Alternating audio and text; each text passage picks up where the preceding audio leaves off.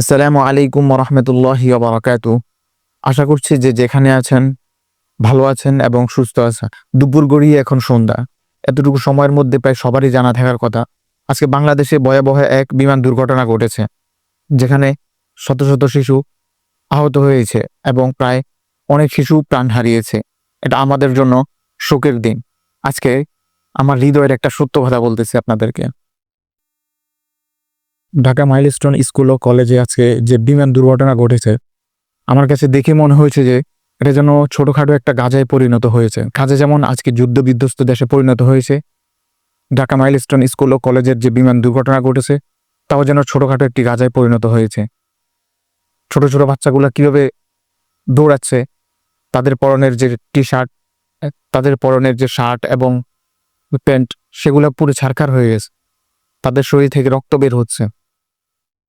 কিন্তু অনেক এমন মানুষ আছে, অনেক মিডিয়াগুলো এমন আছে যারা তাদের পিছন পিছন ক্যামেরা ধরে তাদেরকে ভিডিও করতেছে শুধুমাত্র ভিউ কামানোর জন্য। অথচ তাদের উচিত ছিল এই ছোট্ট ছোট্ট শিশুগুলোকে হসপিটালের দিকে কিভাবে পাঠানো যায় সে ব্যবস্থা করা, কিন্তু তারা তা না করে তারা তাদের পিছন পিছন দৌড়াচ্ছে শুধুমাত্র ভিউর জন্য এবং টাকার জন্য। আল্লাহ তাআলা তাদেরকে কবে হেদায়েত দিবেন আল্লাহ তাআলাই ভালো জানেন। তবে আমাদের করণীয় কি এ সময়?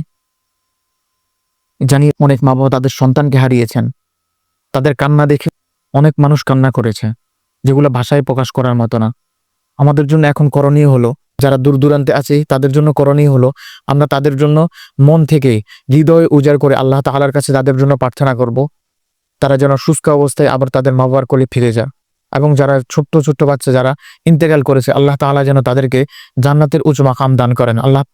আল্লাহ তাআলার কাছে এটাও দোয়া করবেন, যারা তাদের সন্তান, যে মা বাবা তাদের সন্তানকে হারিয়েছে, যে ভাই বোন তাদের ছোট ভাই বোনদেরকে হারিয়েছে, আল্লাহ তাআলা যেন তাদেরকে সবরে জামিল দান করেন। আল্লাহ তাআলা যেন তাদের উপর সবরের শক্তি বাড়িয়ে দেন।